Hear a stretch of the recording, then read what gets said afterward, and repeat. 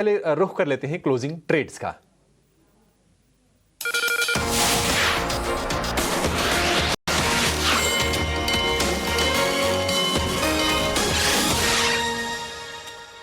कुणाल जी, बहुत शुक्रिया आपका समय देने के लिए। Nifty down 125 point, Nifty bank सिर्फ 90 अंक नीचे, लोअर लेवल से रिकवरी आई है निफ्टी बैंक में। आप बताइए कि स्टॉक्स आपने कौन से चूज किए हैं और कैसे पैसे बनेंगे आज? गुड आफ्टरनून अभिषेक, गुड आफ्टरनून सभी दर्शकों को। फर्स्टली अगर मैं इंडेक्स के व्यू की बात करूं, आज निफ्टी की एक्सपायरी है, सो वोलेटिलिटी डेफिनेटली रहेगी। निफ्टी एक रेंज में फंसा हुआ है जहां पे 24,900 एक सपोर्ट है और ऊपर में 25,300 जो कि 20 डीए में है, वो उसका रेजिस्टेंस है। तो ये 400 पॉइंट है जिसमें निफ्टी फंसा हुआ है।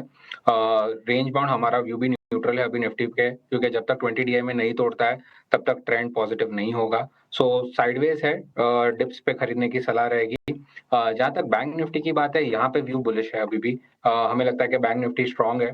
यहाँ पे करंट लेवल्स पे भी खरीदारी की जा सकती है, या डिप मिले तो भी यूटिलाइज करे बाय करने के लिए। बैंक निफ्टी में 56,700 ये अभी एक सपोर्ट जोन बन चुका है। 56,700 का स्टॉप लॉस रखिए। 57,500 और 57,800 ये दो टारगेट्स रहेंगे अपसाइड में बैंक निफ्टी के लिए। सो हम अभी भी बैंक निफ्टी पे बुलिश है, यहाँ पे आप अग्रेसिव बाइंग कर सकते हैं। जहां तक स्टॉक स्पेसिफिक की बात है, अब आज के ट्रेडिंग सेशन में हमने देखा है आईटी पे काफी प्रेशर रहा है, and IT one of the spoil spot रहा है ये जो निफ्टी में डाउनफॉल आया है। बट यहाँ पे भी हमें कुछ ना कुछ स्टॉक्स दिखाई दे रहे हैं जो बुलिश साइड पे ट्रेड कर रहे हैं। सो यहाँ से मेरा जो बुलिश व्यू बनता है, फर्स्ट है पीएसयू बैंक। जैसे कि मैंने कहा, बैंक निफ्टी पे मेरा व्यू बुलिश है, सो पीएसयू बैंक्स पे फोकस करे। आई थिंक वहाँ पे मोमेंटम अच्छा रहेगा। यहाँ पे जो स्टॉक मेरे रडार में आया है वो है इंडियन बैंक। ऑलरेडी स्ट्रक्चर काफी पॉजिटिव है स्टॉक का, एक स्ट्रॉन्ग अप ट्रेंड में चल रहा है, एंड मुझे लगता है यहाँ से अपसाइड और भी बढ़ जाएगी। सो इंडियन बैंक पे बाय की सलाह रहेगी। 630 का स्टॉप लॉस रखे। हायर लेवल्स पे आपको 660 से लेके 675 तक के टारगेट्स इंडियन बैंक में दिखाई दे सकते हैं। तो इंडियन बैंक पहला है। सेकंड है पावर स्पेस।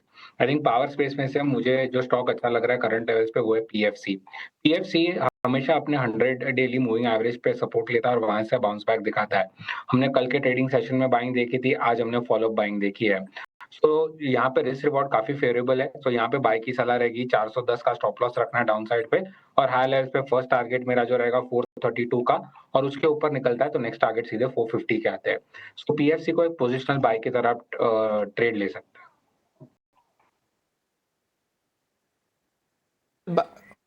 इसका टारगेट फिर 450 के टारगेट होंगे पीएफसी के लिए।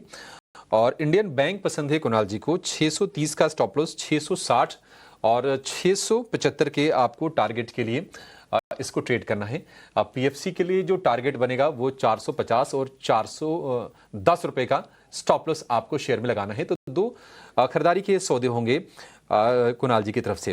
लेकिन थोड़ी देर पहले भी नेटको फार्मा को लेकर एक खबर आई है कि नेटको फार्मा की हैदराबाद वाली जो एपीआई मैन्युफैक्चरिंग प्लांट है उसको एक आपत्ति जारी की गई है, और यूएसएफडीए ने 9 से 13 जून के बीच में प्लांट की जांच की थी, और फॉर्म 483 भी इशू किया गया है नेटको फार्मा के लिए। शेयर ये 3% नीचे आके कारोबार करता हुआ दिख रहा है नेटको फार्मा, क्योंकि आज हम देख रहे हैं कि फार्मा की में जो आज मोमेंटम है वो रिलेटिवली बेहतर है। नेटको को लेकर जो कुणाल जी आप जरा व्यू दीजिए, क्या करें इस गिरावट पर? क्या यहां से और आप प्रॉब्लम बढ़ते हुए देख रहे हैं? स्टॉप लॉस कहां लगा के रखें इसमें? आई थिंक ओवरऑल स्ट्रक्चर अभी भी पॉजिटिव है। जो स्टॉप लॉस लगाना है आपको डाउन साइड पे वो है 955 का, वो एक स्ट्रॉन्ग सपोर्ट जोन है। कोई ऑलरेडी है तो ये स्टॉप लॉस लगा के रखिए। मेरा मानना है कि बाय ऑन डिप्स का स्टॉक है यहाँ पे। तो अगर आपको डिप में 990 980 के आसपास मिलता है तो एक खरीदारी की सलाह रहेगी। 950 का स्टॉप लॉस रखिए डाउन साइड पे।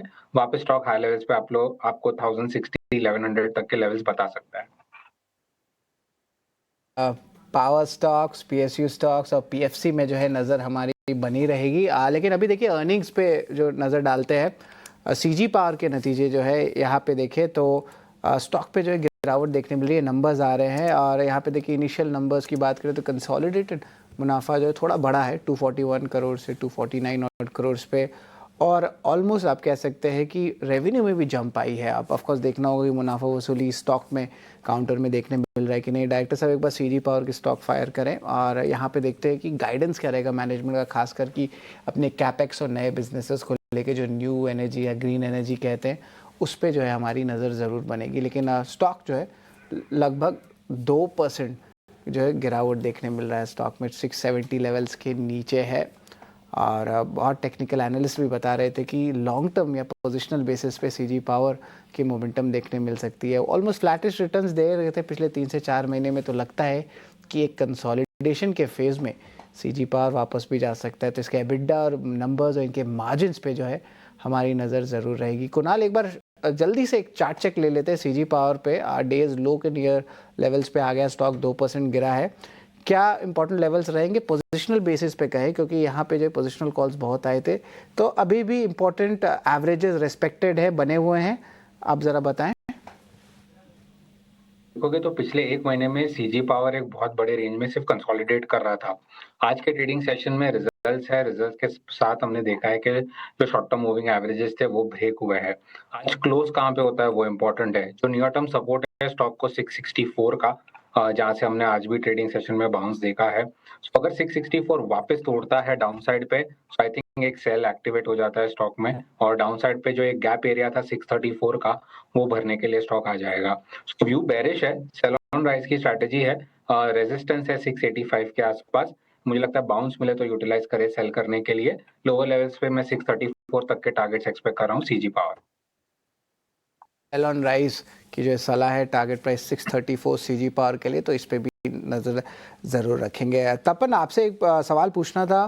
टाटा मोटर्स को देखिए, स्टॉक में एक अच्छी मोमेंटम है, और एक और ऑटो एंसिलरी स्टॉक्स के बारे में भी हम बात कर रहे थे जहाँ पे मोमेंटम आ रही है। शामिल में आप देखिए मेंटेन करके रखा है, सस्टेन करके रखा है, ग्रोथ 700 लेवल्स पे आया है। और कितना वैल्यू दिखने मिलता है? ऑफकोर्स इसका बेनिफिशियरी जो है ट्रेड टैरिफ्स यूरोप के साथ और यूके एफटीए के साथ अगर साइन आज हो जाता है तो जेएलआर को बेनिफिट मिलेगा। एबिडा एसओटीपी वैल्यू भी लगभग 80% तो जेएलआर से ही आता है। आप किस तरह देख रहे हैं टाटा मोटर्स यहाँ पे, और क्या वैल्यू देखने मिल रहा है आपको? शैलेश जी, देखिए पिछले 1-2 महीने से टाटा मोटर्स हमेशा सुर्खियों में रहा है, क्योंकि एक तो यूके और यूएस की डील हुई और अपना भी एफटीए का प्लान चल रहा है अभी यूके के साथ।